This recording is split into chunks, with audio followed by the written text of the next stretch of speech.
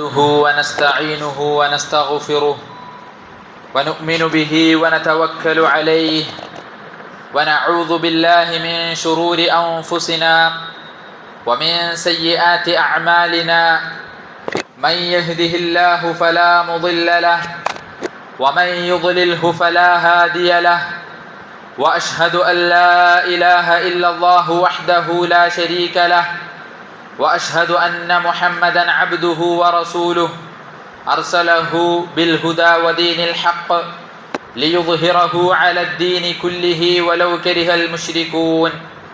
أعوذ بالله من الشيطان الرجيم. يا أيها الذين آمنوا اتقوا الله حق تقاته ولا تموتن إلا وأنتم مسلمون. بسم الله الرحمن الرحيم. يا أيها الناس اتقوا ربكم الذي خلقكم من نفس واحدة وخلق منها زوجها وبث منهما رجالا كثيرا ونساء واتقوا الله الذي تساءلون به والأرحام إن الله كان عليكم رقيبا. يا أيها الذين آمنوا اتقوا الله وقولوا قولا سديدا يصلح لكم أعمالكم ويغفر لكم ذنوبكم ومن يطع الله ورسوله فقد فاز فوزا عظيما. أما بعد فإن خير الكلام كلام الله وخير السنن سنن محمد صلى الله عليه وسلم وشر الأمور محدثاتها وكل محدثة بدعة وكل بدعة ضلالة وكل ضلالة في النار. أما بعد فيا أيها الإخوة والأخوات أوصيكم أولا بتقوى الله. സ്നേഹം നിറഞ്ഞ സത്യവിശ്വാസി വിശ്വാസിനികളെ, സർവ്വതും സൃഷ്ടിച്ചു പരിപാലിക്കുന്ന സാക്ഷാൽ ആരാധ്യനായ റബ്ബ് തആല അവൻ്റെ കൽപ്പനകൾ പാലിച്ച് തഖ്വയോടുകൂടി ജീവിക്കണമേ എന്ന് ആമുഖമായി എന്നോടെന്ന പോലെ തന്നെ നിങ്ങൾ ഓരോരുത്തരെയും വസിയത്ത് ചെയ്യുകയാണ്, ഉണർത്തുകയാണ്. റബ്ബ് അനുഗ്രഹിക്കുമാറാകട്ടെ. പ്രിയമുള്ളവരെ, കഴിഞ്ഞ 2 ഖുതുബകളിലായി റബ്ബ് നമ്മൾക്ക് നൽകിയിട്ടുള്ള മഹത്തായ 2 അനുഗ്രഹങ്ങളെക്കുറിച്ച് നമ്മൾ സംസാരിച്ചു. നമ്മുടെ കണ്ണിനെക്കുറിച്ചും നാവിനെക്കുറിച്ചും. അതിനെ നേരായ വിധത്തിൽ ഉപയോഗിച്ചാലുള്ള നേട്ടങ്ങളെക്കുറിച്ചും അല്ലാത്ത പക്ഷം അതിലൂടെ ഉണ്ടാകുന്ന പ്രത്യാഘാതങ്ങളെക്കുറിച്ചും നമ്മൾ മനസ്സിലാക്കി. അപ്രകാരം തന്നെ നമ്മൾ അങ്ങേയറ്റം സൂക്ഷിച്ചുപയോഗിക്കേണ്ട റബ്ബ് നമ്മൾക്ക് നൽകിയ മറ്റൊരു നിഅമത്താണ് നമ്മുടെ 2 കാതുകൾ എന്ന് പറയുന്നത്. അതായത് കേൾക്കാൻ വേണ്ടി റബ്ബ് നമ്മൾക്ക് 2 ചെവികൾ നൽകി. മറ്റെല്ലാ അനുഗ്രഹങ്ങളിലും എന്നുള്ളതുപോലെ തന്നെ ഈ ഒരു നിഅമത്തിന്റെ പേരിലും റബ്ബിനോട് നന്ദി കാണിക്കാൻ നമ്മൾ ഓരോരുത്തരും ബാധ്യസ്ഥരാണ്. പരിശുദ്ധ ഖുർആനിലെ സൂറത്തുൻ നഹ്ലിലെ 78-ാമത്തെ വചനം റബ്ബ് പറയുകയാണ്, വല്ലാഹു അഖ്റജകും മിൻ ബുതൂനി ഉമ്മഹാതികും. അല്ലാഹു സുബ്ഹാനഹു വ തആല അവൻ നിങ്ങളുടെ മാതാക്കളുടെ വയറ്റിൽ നിന്ന് നിങ്ങളെ പുറത്തു കൊണ്ടുവന്നു. ആ ഒരു വേളയിൽ എന്തായിരുന്നു നിങ്ങളുടെ അവസ്ഥ? ലാ തഅലമൂന ശൈഅ. ആ ഒരു വേളയിൽ ഒന്നിനെ കുറിച്ചും നിങ്ങൾക്കറിയില്ലായിരുന്നു. യാതൊരു അറിവുമില്ല. ആരാണ് ഞാൻ, എന്തിനാണ് ഞാൻ, എവിടെയാണ് ഞാൻ, ഇതൊന്നും ഒരാൾക്കും അറിയില്ലായിരുന്നു. എന്നിട്ട് കാര്യങ്ങൾ കൃത്യമായി പഠിച്ച് മനസ്സിലാക്കാൻ വേണ്ടി റബ്ബ് പറയുകയാണ്, വജഅല ലകുമുസ് സമഅ വൽ അബ്സാറ വൽ അഫ്ഇദ. കാര്യങ്ങൾ പഠിക്കാൻ അല്ലാഹു എന്ത് ചെയ്തു? നിങ്ങളിൽ കേൾവിയും കാഴ്ചകളും അതേപോലെ തന്നെ ഹൃദയങ്ങളും അവൻ സംവിധാനിച്ചു. എന്തിനു വേണ്ടിയിട്ടാണ്? ലഅല്ലകും തഷ്കുറൂൻ. നിങ്ങൾ നന്ദിയുള്ളവരാകുവാൻ വേണ്ടിയിട്ടാണ്, അവനോട് നന്ദി കാണിക്കാൻ വേണ്ടി. പ്രിയമുള്ളവരെ, ഈ ഒരു വചനത്തിൽ നിന്ന് നമ്മൾ മനസ്സിലാക്കേണ്ട മറ്റൊരു കാര്യമുണ്ട്. എന്താണ്? ഇവിടെ അല്ലാഹു 3 അനുഗ്രഹങ്ങൾ പറഞ്ഞു: കേൾവി, കാഴ്ച, ഹൃദയങ്ങൾ. ഈ 3 അനുഗ്രഹങ്ങളിലും റബ്ബ് മുന്തിച്ചത് എന്തിനെയാണ്? കേൾവിയെയാണ്. ഇതിവിടെ മാത്രമല്ല, പരിശുദ്ധ ഖുർആനിലെ ഏത് വചനങ്ങൾ എടുത്തു നോക്കിയാലും, അതായത് എവിടെയൊക്കെ കാഴ്ചയെയും കേൾവിയെയും റബ്ബ് പറഞ്ഞിട്ടുണ്ടോ അവിടെയെല്ലാം റബ്ബ് മുന്തിച്ചിട്ടുള്ളത് എന്തിനെയാണ്? കേൾവിയെയാണ്. സൂറത്തുൽ മുൽക്കിലെ മറ്റൊരു വചനത്തിൽ കാണാം, റബ്ബ് അവനെ കുറിച്ച് പറയുകയാണ്, ഖുൽ ഹുവല്ലദീ അൻശഅകും, പ്രവാചക താങ്കൾ അവരോട് പറയുക, അവൻ നിങ്ങളെ സൃഷ്ടിച്ചവനാണ്. വജഅല ലക്കുമുസ് സമഅ വൽ അബ്സാറ വൽ അഫ്ഇദ, എന്നിട്ട് അവൻ നിങ്ങളിൽ കേൾവിയും കാഴ്ചയും അതേപോലെ തന്നെ ഹൃദയങ്ങളും സംവിധാനിച്ചു. ഖലീലൻ മാ തഷ്കുറൂൻ, എന്നാൽ നിങ്ങളിൽ വളരെ കുറച്ചു പേർ മാത്രമാണ് നന്ദി കാണിക്കുന്നത്. ഇത്തരത്തിലുള്ള വചനം. അപ്പൊ ഇവിടെയും റബ്ബ് മുന്തിച്ചത് എന്തിനെയാണ്? കേൾവിയെയാണ്, സമഇനെയാണ്. അപ്പൊ ഇത്തരത്തിലുള്ള വചനങ്ങൾ, അതിൻ്റെയൊക്കെ അടിസ്ഥാനത്തിൽ പല ഉലമാക്കളും പണ്ഡിതന്മാരും കാഴ്ചയെക്കാളും ഒക്കെ ശ്രേഷ്ഠമായ നിഅമത്ത്, അനുഗ്രഹം അതേതാണ്? കേൾവിയാണ് എന്ന് വാദിച്ചത് നമുക്ക് കാണാൻ സാധിക്കും. അതേപോലെ തന്നെ റബ്ബ് സുബ്ഹാനഹു വ തആല ഇത്തരത്തിൽ അവന്റെ വിശേഷണങ്ങൾ പരിശുദ്ധ ഖുർആനിൽ പലയിടങ്ങളിലായി അള്ളാഹു അവനെ കുറിച്ച് പറഞ്ഞത് കാണാറുണ്ട്. അള്ളാഹു സമീആണ്, അള്ളാഹു ബസീറാണ്, അള്ളാഹു അലീമാണ്.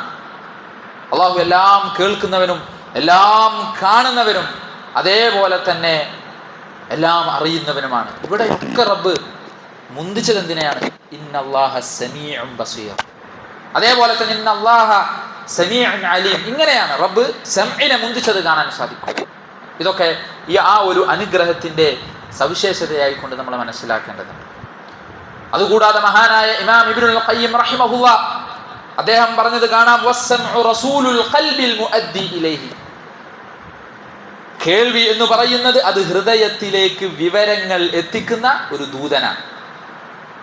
വൽ ഐനു ത്വലീഅതുഹുൽ മുശ്രിഫതു അലാ മാ യുബ്ദീഹി. കണ്ണുകൾ എന്ന് പറഞ്ഞാലോ അത് ഹൃദയത്തിന് കാര്യങ്ങൾ കാട്ടിക്കൊടുക്കുന്ന ഒരു നിരീക്ഷകനുമാണ് എന്നുള്ളതാണ്. അതായത് നമ്മുടെ ഹൃദയങ്ങളിലേക്ക് കാര്യങ്ങൾ എത്തിച്ചേരുന്നത് അധികവും ഏത് വഴിയാണ്? നമ്മുടെ കാതുകൾ വഴിയാണ്. അതേപോലെ തന്നെ നമ്മളുടെ സംസാരം, ആ സംസാരത്തെക്കാളും കൂടുതൽ നമ്മൾ ശ്രദ്ധിക്കേണ്ടത് എന്തിനു വേണ്ടിയിട്ടാണ്? കാര്യങ്ങൾ ശ്രവിക്കാനാണ്, ശ്രദ്ധിക്കാനാണ്. മഹാനായ അബൂ ദർദാ റളിയല്ലാഹു അൻഹു അദ്ദേഹം ഒരിക്കൽ പറഞ്ഞത് കാണാം, അൻസിഫ് ഉദുനൈക മിൻ ഫീക്. നീ നിന്റെ വായയേക്കാളും നീതി നിന്റെ കാതുകളോട് നീ കാണിക്കണം. എന്താണ് കാരണം? അദ്ദേഹം പറയുന്നത്, ഫഇന്നമാ ജുഇല ലക ഉദുനാനി ഇത്നതാൻ. കാരണം തീർച്ചയായും നിന്നിൽ 2 ചെവികൾ സംവിധാനിക്കപ്പെട്ടിട്ടുണ്ട്. എന്നാൽ വഫമുൻ വാഹിദ്, വായ അത് ഒന്നേ ഉള്ളൂ. എന്തിനാണ് വായ ഒന്നും 2 ചെവികളും?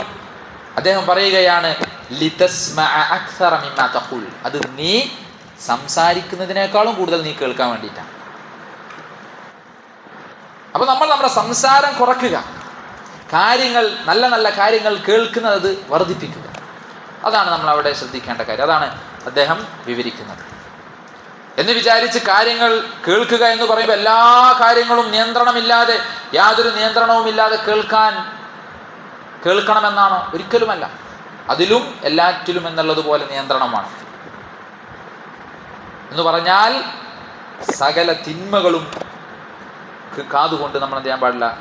കഴിയുന്നതിൻ്റെ പരമാവധി കേൾക്കാൻ പാടില്ല. അതിൽ നമ്മൾ സൂക്ഷിക്കുന്നവരായിരിക്കണം. ഇല്ല എങ്കിൽ എന്താണ് അതിൻ്റെ അനന്തരഫലം? റബ്ബ് സുബ്ഹാനഹു വ തആല ആ കാര്യത്തെക്കുറിച്ച് താക്കീത് ചെയ്യുന്നത് കാണാം. 17-ാം അധ്യായം സൂറത്തുൽ ഇസ്രായിലെ 36-ാമത്തെ വചനം റബ്ബ് പറയുകയാണ്, ഇന്നസ് സമഅ വൽ ബസറ വൽ ഫുആദ്. തീർച്ചയായും കേൾവിയും കാഴ്ചയും ഹൃദയവും കുല്ലു ഉലൈക കാന അൻഹു മസ്ഊല. ഈ പറഞ്ഞിട്ടുള്ള എല്ലാ അനുഗ്രഹങ്ങളും അത് നാളെ പരലോകത്ത് വെച്ച് ചോദ്യം ചെയ്യപ്പെടുക തന്നെ ചെയ്യും. അതിൽ സംശയമേ വേണ്ട. അതുകൊണ്ട് തന്നെ പ്രിയമുള്ളവരെ, കാതുകൾ കൊണ്ട് കേൾക്കാൻ സാധ്യതയുള്ള സകല തിന്മകളിൽ നിന്നും കഴിയുന്നതിൻ്റെ പരമാവധി വിട്ടു നിൽക്കാൻ നമ്മൾ അങ്ങേയറ്റം പരിശ്രമിക്കേണ്ടതുണ്ട്. ഇനി എന്തൊക്കെയാണ് കാതുകൾ കൊണ്ട് കേൾക്കാൻ പാടില്ലാത്തത്? ഒരുപാട് കാര്യങ്ങളുണ്ട്. അതിൽ തന്നെ ഏറ്റവും പ്രധാനപ്പെട്ട ഒരു കാര്യമാണെന്ത്? മറ്റൊന്നുമല്ല, മ്യൂസിക് എന്ന് പറയുന്നത്, സംഗീതം. ഇവിടെ സംഗീതം എന്ന് പറഞ്ഞാൽ പാട്ട് കേൾക്കലും അതേപോലെ തന്നെ കവിതകൾ കേൾക്കലുമല്ല. അതായത് എല്ലാ കവിതകളും പാട്ടുകളും ഹറാമാണ് എന്നല്ല അതിൻ്റെ അർത്ഥം. ഹലാലായ പാട്ടും കവിതകളുണ്ട്. കാരണം പ്രവാചകൻ സല്ലല്ലാഹു അലൈഹി വസല്ലമ അവിടുന്ന് കവിതകൾ ചൊല്ലാറുണ്ടായിരുന്നു, അവിടുത്തെ അനുചരന്മാർ കവിതകൾ ചൊല്ലാറുണ്ടായിരുന്നു. അതേപോലെ തന്നെ ധാരാളം കവികൾ സ്വഹാബികളുടെ കൂട്ടത്തിൽ ഉണ്ടായിരുന്നു. മഹാനായ ഇമാമുന അശ്ശാഫിഈ റഹിമഹുല്ലാഹ്, അദ്ദേഹം അറിയപ്പെട്ട ഒരു കവിയായിരുന്നു. നമുക്ക് ചരിത്രം പരിശോധിച്ചാൽ കാണാം, ഖന്തഖ് യുദ്ധത്തിന്റെ വേളയിൽ മുസ്ലിമീങ്ങൾ കിടങ്ങു കുഴിക്കാണ് മദീനക്ക് ചുറ്റിലുമായിക്കൊണ്ട്. ആ ഒരു വേളയിൽ ഭക്ഷണത്തിന് അങ്ങേയറ്റം മുസ്ലിങ്ങൾ പ്രയാസത്തിലായിരുന്നു, ഭക്ഷണമില്ല. പ്രവാചകരും അവിടുത്തെ അനുചരന്മാരും വിശപ്പ് സഹിച്ചുകൊണ്ടാണ് കിടങ്ങു കുഴിക്കുന്നത്, കുഴി കുഴിക്കുന്നത്. ആ ഒരു വേളയിൽ വിശപ്പ് സഹിക്കാൻ പറ്റാതെ അവരെന്ത് ചെയ്യാണ്, അതിൽ നിന്ന് അല്പം ആശ്വാസം കിട്ടാൻ വേണ്ടിയിട്ട് അവരെന്ത് ചെയ്തു, ഓരോരുത്തർ കല്ലെടുത്ത് വയറിൽ ഇങ്ങനെ വെച്ച് കെട്ടും, ഒന്ന് നിവർന്ന് നിൽക്കാൻ വേണ്ടിയിട്ട്, വയറിന് ചെറിയൊരു ആശ്വാസം ലഭിക്കാൻ വേണ്ടിയിട്ട്. പ്രവാചകൻ സല്ലല്ലാഹു അലൈഹി വസല്ലം അവിടുന്ന് 2 കല്ല് വയറ്റിൽ വെച്ച് കെട്ടിയിരുന്നതായിട്ടൊക്കെ നമുക്ക് ഹദീസുകളിൽ കാണാൻ സാധിക്കും. ഇത്രയും പ്രയാസം നേരിട്ട ആ ഒരു വേളയിൽ നബി സല്ലല്ലാഹു അലൈഹി വസല്ലമ തൻ്റെ അനുചരന്മാരെ നോക്കിയിട്ട് പാടുന്ന ഒരു കവിത നമുക്ക് കാണാൻ സാധിക്കും. എന്താണ്? അവിടുന്ന് പാടുകയാണ്, അല്ലാഹുമ്മ ഇന്നൽ ഐശ ഐശുൽ ആഖിറ. അല്ലാഹുവേ, തീർച്ചയായും ജീവിതം എന്ന് പറഞ്ഞാൽ അത് യഥാർത്ഥത്തിൽ പരലോക ജീവിതമാണ്. ഫഗ്ഫിർ ലിൽ അൻസാരി വൽ മുഹാജിറ. അതുകൊണ്ട് റബ്ബേ, നീ അൻസാറുകൾക്കും മുഹാജിറുകൾക്കും നീ പുറത്തു കൊടുക്കണമേ. പ്രവാചകന്റെ ഈ ഒരു കവിത കേട്ടിട്ട് അല്ലാഹുവിന്റെ റസൂലിന്റെ അനുചരന്മാർ തിരിച്ചു പാടുകയാണ്, എന്ത്? നഹ്നുല്ലദീന ബായഉ മുഹമ്മദൻ അലൽ ജിഹാദി മാ ബഖീന അബദൻ. ഞങ്ങൾ ജീവിച്ചിരിക്കുന്നിടത്തോളം കാലം അള്ളാഹുവിന്റെ മാർഗത്തിൽ ജിഹാദ് ചെയ്യാമെന്ന് മുഹമ്മദ് നബി സല്ലല്ലാഹു അലൈഹി വസല്ലമ അദ്ദേഹത്തോട് കരാർ ചെയ്തവരാണ് ഞങ്ങൾ എന്ന് അവർ തിരിച്ചും പാടാണ്. അപ്പൊ ഇത്തരത്തിൽ കവിതകൾ ചൊല്ലുന്നത് കൊണ്ട്, പാട്ടുകൾ പാടുന്നത് കൊണ്ട് എന്തില്ല, വിലക്കില്ല അടിസ്ഥാനപരമായി. പക്ഷേ ഈ പാട്ടുകളും ഈ ഹലാലായിട്ടുള്ള പാട്ടുകളും കവിതകളും ഒക്കെ ഹറാമാകും എപ്പോൾ? അതിലേക്ക് ചില കാര്യങ്ങൾ കടന്നുകൂടുമ്പോൾ. അതായത് മോശപ്പെട്ട പദപ്രയോഗങ്ങളുള്ള കവിതകൾ അത് ഹറാമാണ്. അള്ളാഹിനെ കുറിച്ചും റസൂലിനെ കുറിച്ചും ഒക്കെയുള്ള മോശപ്പെട്ട കാര്യങ്ങളുള്ള അതൊക്കെ അടങ്ങിയിട്ടുള്ള കവിതകൾ അത് ഹറാമാണ്. അത് കേൾക്കലും പാടലും ഹറാമാണ്.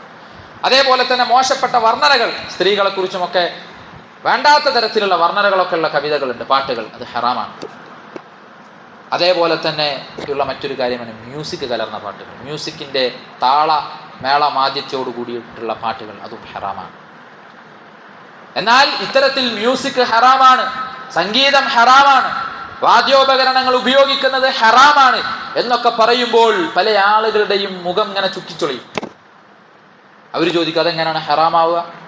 അത് നല്ലതല്ലേ, കേൾക്കാൻ നല്ല ഇമ്പമുള്ളതല്ലേ, മനസ്സിന് നല്ല കുളിർമ നൽകുന്നതല്ലേ, സമാധാനം നൽകുന്നതല്ലേ എന്നിങ്ങനെ തുടങ്ങി ഒരുപാട് ന്യായീകരണങ്ങളാണ്.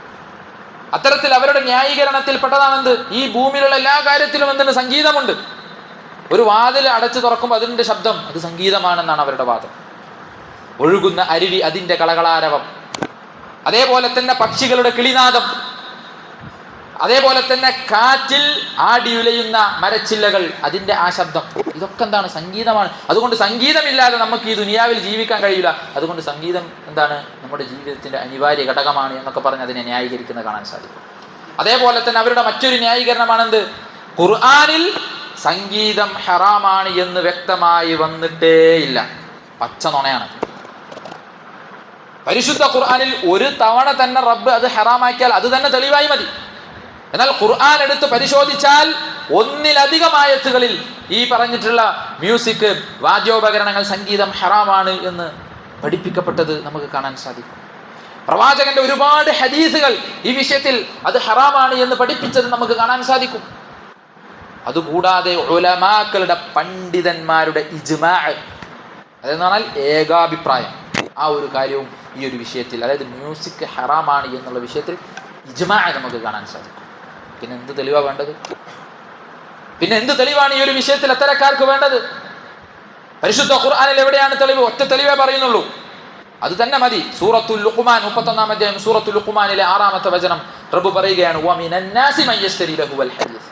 ജനങ്ങളുടെ കൂട്ടത്തിൽ ചില ആളുകളുണ്ട്, അവർ ലഹുവൽ ഹദീസ് വില കൊടുത്ത് വാങ്ങുന്ന ആളുകളാണ്. എന്താണ് ലഹുവൽ ഹദീസ് എന്ന് പറഞ്ഞാൽ? അതിന് മലയാളത്തിൽ വേണമെങ്കിൽ വിനോദ വർത്തമാനങ്ങൾ എന്ന് അർത്ഥം വെക്കാം. അത്തരക്കാർ എന്തിനാണ് ഇത്തരത്തിലുള്ള വിനോദ വർത്തമാനങ്ങൾ ലഹുവൽ ഹദീസ് വില കൊടുത്തു വാങ്ങുന്നത്? അള്ളാഹു പറയുകയാണ്, ലിയുദില്ല അൻ സബീലില്ലാഹ് ബിഗൈരി ഇൽം, യാതൊരു അറിവുമില്ലാതെ ജനങ്ങളെ അള്ളാഹുവിന്റെ മാർഗത്തിൽ നിന്ന് വഴിതെറ്റിക്കാൻ വേണ്ടിയിട്ടാണ്. അതേപോലെ തന്നെ വയത്തഖിദഹാ ഹുസുവാ, അള്ളാഹുവിന്റെ ആ ഒരു മാർഗത്തെ, ആ ഒരു ദീനിനെ പരിഹസിക്കാൻ വേണ്ടിയിട്ടാണ്. അത്തരക്കാർക്കുള്ള പര്യവസാനം എന്താണ്? റബ്ബ് തുടർന്ന് പഠിപ്പിക്കുകയാണ്, ഇൻ ഉലൈക ലഹും അദാബും മുഹീൻ, അത്തരക്കാർക്കാണ് അപമാനകരമായിട്ടുള്ള ശിക്ഷ ഉള്ളത്. റബ്ബ് അവരെ നാളെ പരലോകത്ത് വെച്ച് അപമാനിക്കുമെന്നാണ്. അപമാനിച്ചുകൊണ്ടാണ് ശിക്ഷിക്കുക, സാധാരണ ശിക്ഷ അല്ല. ആർക്കാണ് ഈ അപമാനകരമായ ശിക്ഷയിലുള്ളത്? ആരാണ് ഈ ഒരു അപമാനകരമായ ശിക്ഷ ഏറ്റുവാങ്ങാൻ പോകുന്നത്? ലഹുവൽ ഹദീസ് വാങ്ങുന്നവർ. ആരാണ്? എന്താണ് ലഹുവൽ ഹദീസ്?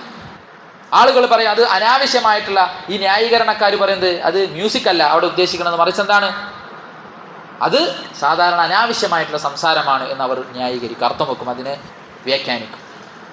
പരിശുദ്ധ ഖുർആനിനെ വ്യാഖ്യാനിക്കാനുള്ള അധികാരം ആർക്കാണ്? പ്രവാചകർക്കാണ്, അവിടുത്തെ അനുചരന്മാർക്കാണ്, അതേപോലെ തന്നെ ഉലമാക്കൾക്കാണ്. എന്താണ് അവർ ഈ ഒരു വചനത്തെ വിശദീകരിച്ചത്? എപ്രകാരമാണ്?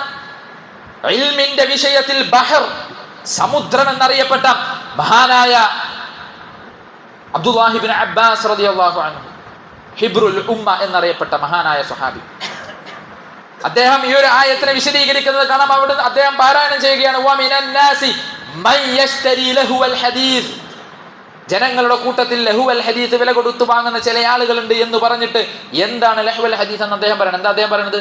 അൽ ഗിനാഉ വ അശ്ബാഹുഹു, അത് സംഗീതമാണ്, അതായത് മ്യൂസിക്കാണ്. അതേപോലെ തന്നെ അതുപോലെയുള്ള അതിനോട് സദൃശ്യപ്പെടുന്ന കാര്യങ്ങൾ. അതേപോലെ തന്നെ മഹാനായ അബ്ദുല്ലാഹി ഇബ്നു മസ്ഊദ് റളിയല്ലാഹു അൻഹു, അദ്ദേഹത്തോട് ഈ ഒരു ആയത്തിനെ കുറിച്ച് ചോദിക്കപ്പെട്ടു. അപ്പോൾ അദ്ദേഹം പറയുന്ന മറുപടി എന്താണ്? ലഹുവൽ ഹദീസ് എന്ന് പറഞ്ഞാൽ, അബ്ദുല്ലാഹി ഇബ്നു മസ്ഊദ് റളിയല്ലാഹു അൻഹു പറയാണ് അൽ ഗിനാ. അദ്ദേഹം മറുപടി കേവലം അങ്ങനെ മറുപടി പറഞ്ഞു പോവുകയല്ലേ ചെയ്യണത്, മറിച്ച് അദ്ദേഹം പറയുന്നത് ബാക്കി എന്താ? അദ്ദേഹം പറയുന്നത് അൽ ഗിനാഉ വല്ലാഹില്ലദീ ലാ ഇലാഹ ഇല്ലാഹു, അവനല്ലാതെ ആരാധനക്കർഹനായി മറ്റാരും തന്നെയില്ല, അങ്ങനെയുള്ളവനായ അല്ലാഹു അവൻ തന്നെയാണ് സത്യം. റബ്ബിനെ സത്യമിട്ടുകൊണ്ട് അദ്ദേഹം പറയുകയാണ്, അതിന്റെ അർത്ഥം എന്താണ്? അൽ ഗിനാ, അത് സംഗീതമാണ്. യുറദ്ദിദുഹാ സലാസ മറാത്ത്, അത് അദ്ദേഹം ഒരു തവണ അല്ല പറഞ്ഞത്, റബ്ബിൽ ആണയിട്ടുകൊണ്ട്, റബ്ബിനെ സത്യം ചെയ്തുകൊണ്ട് 3 തവണയാണ് അദ്ദേഹം ആ കാര്യം ആവർത്തിച്ച് പറയുന്നത്. എന്ത്? അവിടെ ഉദ്ദേശിച്ച ലഹുവൽ ഹദീസ് അത് സംഗീതം തന്നെയാണ് എന്ന് അദ്ദേഹം പറയുകയാണ്. ഇമാം സഅദി റഹിമഹുല്ലാഹ് അദ്ദേഹവും വിശദീകരിക്കുന്നത് തന്നെയാണ്, അത് ഗിനാ ആണ്, സംഗീതമാണ്. അതിൻ്റെ കൂടെ തന്നെ അദ്ദേഹം എന്ത് ചെയ്യുന്നുണ്ട്? അത് നേരത്തെ പറഞ്ഞ പോലെ മോശപ്പെട്ട സംസാരങ്ങൾ, ഗീബത്ത്, നമീമത്ത്, കളവ് പറയുക, ഇതൊക്കെ അതിൽ പെടും എന്നും അദ്ദേഹം പറഞ്ഞിട്ടുണ്ട്. പക്ഷെ അദ്ദേഹവും എന്ത് ഉൾപ്പെടുത്തി?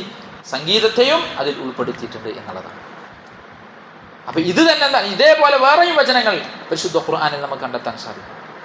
ഇതേപോലെ തന്നെ ഹദീസ്, പ്രവാചകൻ സല്ലല്ലാഹു അലൈഹി വസല്ലമ പഠിപ്പിക്കുന്നത് കാണാം. സ്വഹീഹുൽ ബുഖാരിയിൽ വന്നിട്ടുള്ള ഹദീസാണ്, അദ്ദേഹത്തിന്റെ സ്വഹീഹിൽ ഉൾപ്പെടുത്തിയുള്ള ഹദീസ്.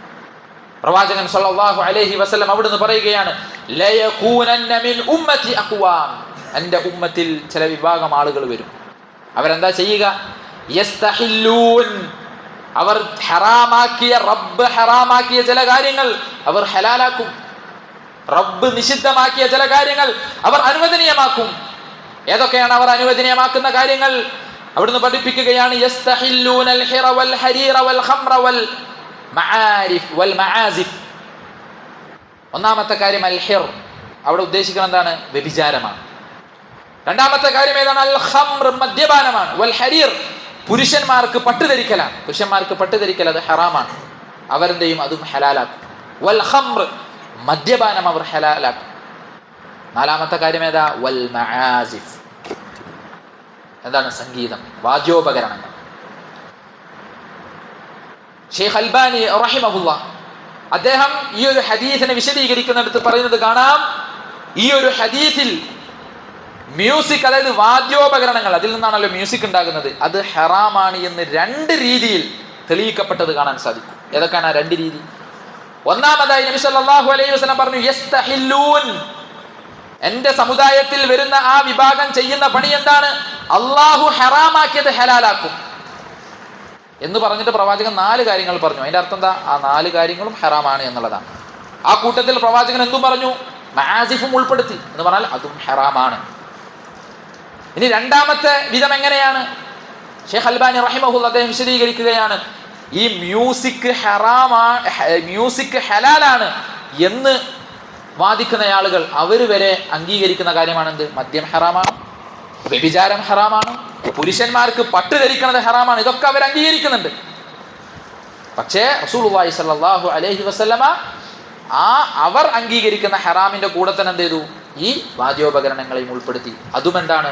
ഈ മ്യൂസിക് ഹറാമാണ് എന്ന് തെളിയിക്കുന്നു എന്ന് അദ്ദേഹം പഠിപ്പിച്ചത് കാണാൻ സാധിക്കും. അതുകൊണ്ട് തന്നെ ഇത്തരത്തിൽ മ്യൂസിക് ഹറാമല്ല, അത് ഹലാലാണ്, അത് കേൾക്കാനും അത് ഉപയോഗിക്കാനും വാദ്യോപകരണങ്ങൾ ഉപയോഗിക്കാനും പറ്റുമെന്നൊക്കെ ന്യായീകരിച്ചു വരുന്ന ആളുകൾ, പ്രിയമുള്ളവരെ, അത്തരം ആളുകൾക്ക് നമ്മൾ കാര്യങ്ങൾ പറഞ്ഞു കൊടുക്കേണ്ടതുണ്ട്. അത് നമ്മുടെ ബാധ്യതയാണ്. പ്രത്യേകിച്ച് നമ്മുടെ കുടുംബത്തിലൊക്കെ ഇഷ്ടം പോലെ ആളുകളുണ്ടാവും. അവർക്ക് നമ്മൾ കാര്യങ്ങൾ പഠിപ്പിച്ചു കൊടുക്കുക. അള്ളാഹു എല്ലാവർക്കും നേരായ മാർഗം കാണിക്കുമാറാകട്ടെ. എന്തുകൊണ്ടാണ് മ്യൂസിക് കേൾക്കരുതെന്ന് പറയുന്നത്?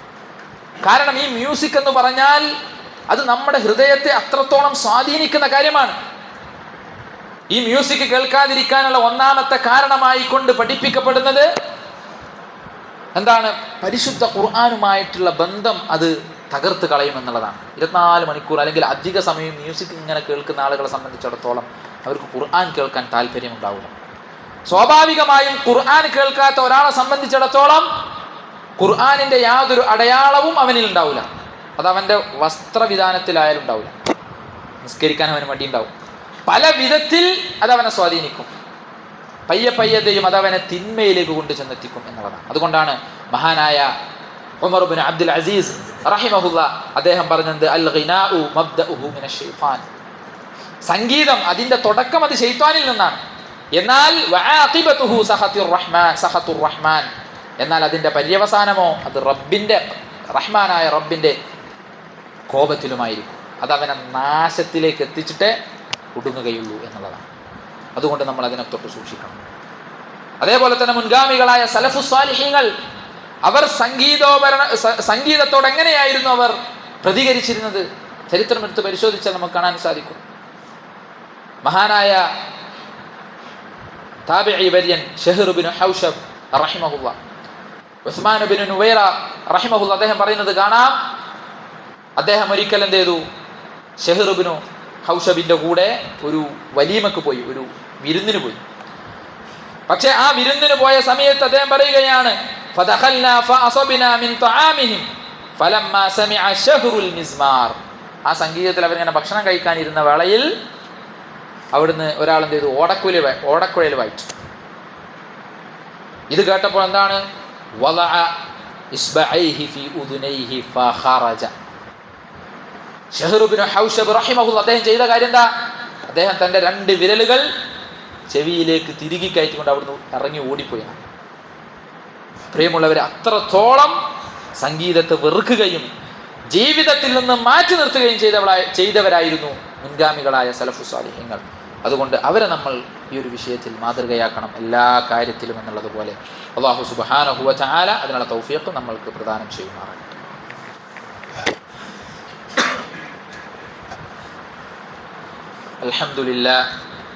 അൽഹംദുലില്ലാഹി റബ്ബിൽ ആലമീൻ വൽ ആഖിബത്തു ലിൽ മുത്തഖീൻ വലാ ഉദ്വാന ഇല്ലാ അലൽ ളാലിമീൻ വഉസല്ലി വഉസല്ലിമു അലാ ഖാതിമിൽ അംബിയാഇ വൽ മുർസലീൻ വഅലാ ആലിഹി വസഹ്ബിഹി അജ്മഈൻ. അമ്മാ ബഅദ് ഫഊസികും സാനിയം ബിതഖ്വല്ലാഹ്. നമ്മൾ അവസാനം പറഞ്ഞു നിർത്തിയത് കാതുകൊണ്ട് കേൾക്കുന്ന വളരെ മോശപ്പെട്ട ഹറാമാക്കപ്പെട്ട മ്യൂസിക് എന്ന് പറയുന്ന കാര്യത്തെക്കുറിച്ചിട്ടാണ്. അത് നമ്മൾ പാടെ ഒഴിവാക്കുക. ഇത്തരത്തിൽ കേൾക്കുന്നതിൽ നിന്ന് നമ്മൾ ഒഴിവാക്കേണ്ട വേറെയും കാര്യങ്ങളുണ്ട്. അതിൽപ്പെട്ടതാണ് പരദൂഷണവും ഏഷണിയും കേൾക്കുക എന്ന് പറയുന്നത്. ഒരാൾ മറ്റൊരാളെ കുറിച്ച് ഇങ്ങനെ ഏഷണി പറയുന്നുണ്ടെങ്കിൽ അതിങ്ങനെ കേട്ടിരിക്കാൻ പല ആളുകൾക്കും നല്ല രസമാണ്, പരദൂഷണ ഏഷണിയും പറയുന്നത്. എന്നാൽ ഇമാം ഗസാലി റഹിമഹുല്ലാഹ് അദ്ദേഹത്തിൻ്റെ ഇഹ്യാ ഉലൂമിദ്ദീൻ എന്ന് പറയുന്ന അദ്ദേഹത്തിൻ്റെ ഗ്രന്ഥത്തിൽ അദ്ദേഹം പറയുന്നത് കാണാം, വലാ തദുന്നു അന്നൽ ഇസ്മ യഖ്തസ്സു ബിഹിൽ ഖാഇൽ ദൂനൽ മുസ്തമി'.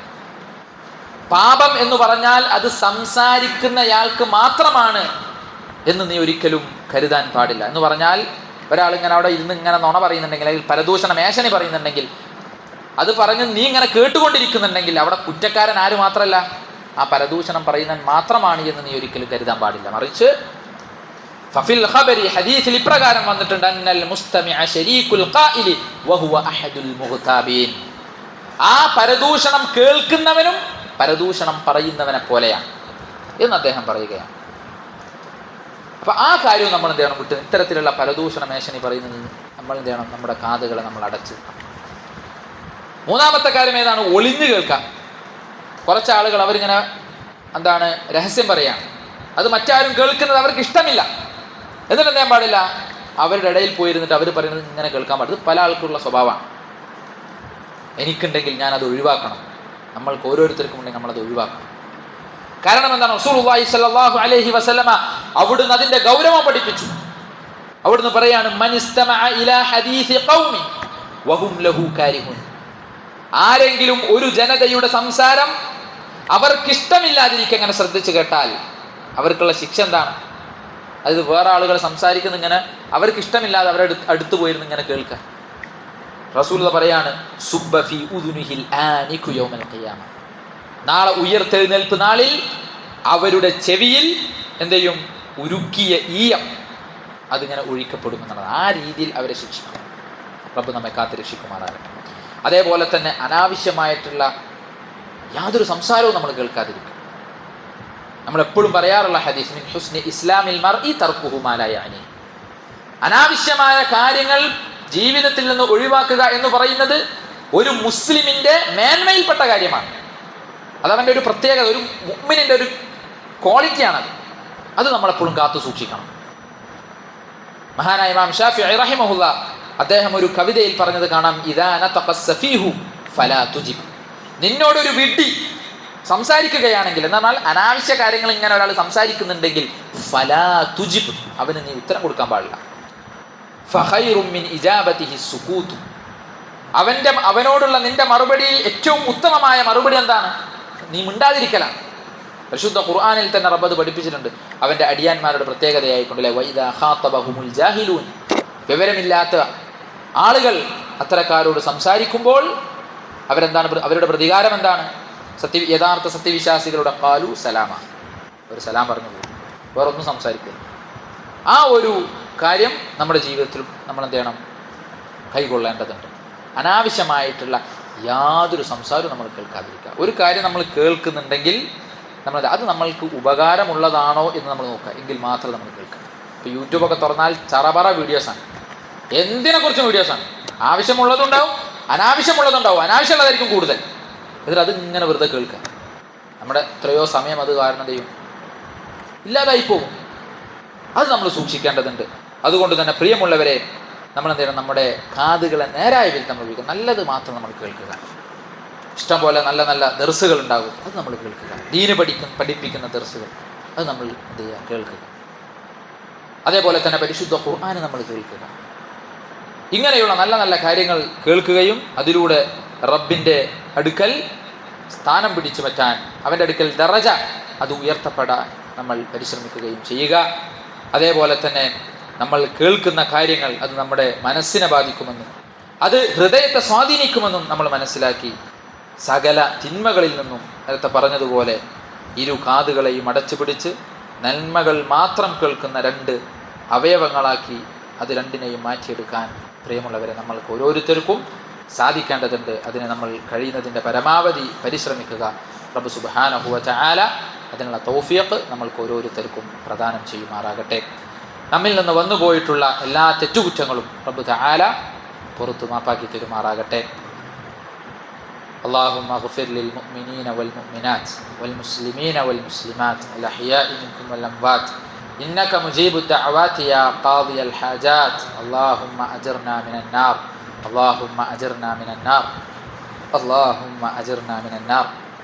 اللهم أعز الإسلام والمسلمين وأذل الشرك والمشركين. ربنا آتنا في الدنيا حسنة وفي الآخرة حسنة وقنا عذاب النار. ربنا لا تزغ قلوبنا بعد إذ هديتنا وهب لنا من لدنك رحمة إنك أنت الوهاب. اللهم يا مقلب القلوب ثبت قلوبنا على دينك. اللهم يا مصرف القلوب صرف قلوبنا على إطاعتك.